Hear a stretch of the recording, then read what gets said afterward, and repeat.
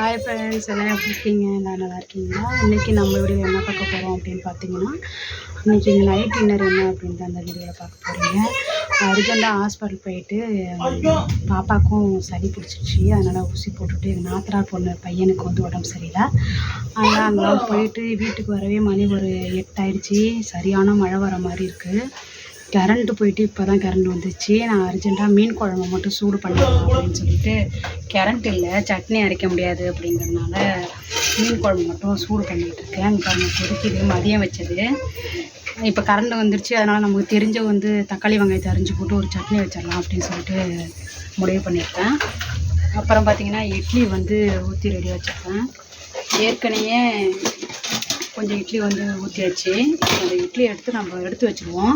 மீன் குழம்பு வந்து இப்போ தான் வந்து கொதிச்சிட்ருக்கு. மதியம் வச்சது தான், இட்லிக்கு நல்லாயிருக்கும் அப்படிங்கிறனால கரண்ட் இல்லை, சரி இதை வச்சுக்கலாம் அப்படின்னு தான் வச்சேன். சூடு பண்ணி வச்சுருக்கேன். எல்லாம் இப்போ தான் நல்லா கொதிச்சிட்ருக்கு. இப்போ வந்து இட்லியை வந்து நம்ம எடுத்துருவோம். இட்லி வந்து ஒரு ஈடு முன்னாடியே எடுத்தாச்சு. இதோட வந்து லாஸ்ட் ஈடு தான் இது. அதனால் வந்து நம்ம இந்த இட்லி கொத்து எடுக்கிறதுனாலே எனக்கு கொஞ்சம் பயம்தான் ஃப்ரெண்ட்ஸ். ரொம்ப சுடும். இது மாதிரியே இருக்காது, சுடுமா, பயப்படுவீங்களா அப்படின்னு சொல்லிட்டு எனக்கு கமெண்ட் பண்ணுங்கள். இதை ஃபஸ்ட்டு நம்ம எடுத்து வச்சுருவோம். இங்கே பாருங்கள் ஃப்ரெண்ட்ஸ், வந்து இட்லி வந்து ரெடி பண்ணி எடுத்து வச்சுட்டேன். அப்புறம் வந்து மீன் குழம்பு வந்து கொதிச்சிடுச்சு. இதையும் எடுத்து வச்சுருவோம். இப்போ வந்து தக்காளி சட்னி வந்து கொஞ்சமாக நம்ம வந்து ரெடி பண்ணி இட்லி சாப்பிட வேண்டியதான் ஃப்ரெண்ட்ஸ். கார சட்னிக்கு தக்காளி, வெங்காயம், அப்புறம் வந்து வரமிளகாய் எடுத்துக்கிட்டேன். இது வந்து சுமார் நல்லெண்ணெயை ஊற்றி வதக்கி எப்படி தாளிக்காமல் சாப்பிட்றதுக்காக ரெடி பண்ணியிருக்கேன். கேமரா வந்து ஷேக் ஆகிட்டுருக்கு ஃப்ரெண்ட்ஸ். வாங்க இப்போ வந்து நல்லா வதக்கிக்கலாம். இதுக்கு வந்து நல்லெண்ணெய் ஊற்றி தான் வந்து வதக்குறேன். நல்லெண்ணெய் ஊற்றி எல்லாத்தையும் ஒன்றா போட்டு வதக்கிடுவோம். ஏன்னா கரண்ட் போயிடும். அதனால் சீக்கிரம் வதக்கி சட்னியை வந்து அரைச்சிடலாம் ஃப்ரெண்ட்ஸ். கேமரா வந்து சரியாக பிடிக்காமல் பாதி தான் ஷூட் ஆகிருக்கு.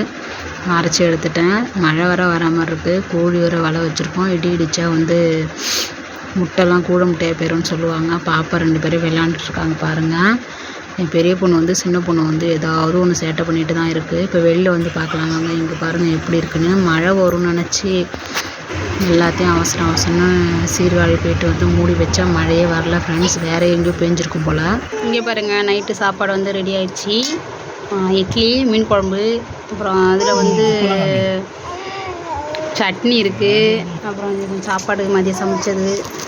இது வந்து எங்கள் வீட்டுக்காரங்களுக்கு பிடிச்சிருக்கான் இட்லி பொடி. அதனால் வந்து கடையில் வாங்கிட்டு வர சொன்னாங்க, வாங்கிட்டு வந்திருக்கோம். எல்லோரும் வந்து நாங்கள் சாப்பிட ஆரம்பிச்சோம். மழைக்கு ஏற்ற மாதிரி டின்னர் வந்து ரெடியாகி நாங்கள் சாப்பிட்டோம் ஃப்ரெண்ட்ஸ். அவ்வளோதான். இந்த வீடியோ பிடிச்சிருந்தா லைக் பண்ணுங்கள், ஷேர் பண்ணுங்கள், எங்கள் சேனலை சப்ஸ்கிரைப் பண்ணுங்கள். ரொம்ப தேங்க்யூ ஃப்ரெண்ட்ஸ். என் பாப்பாவோட சேட்டையை பாருங்கள். பாய்.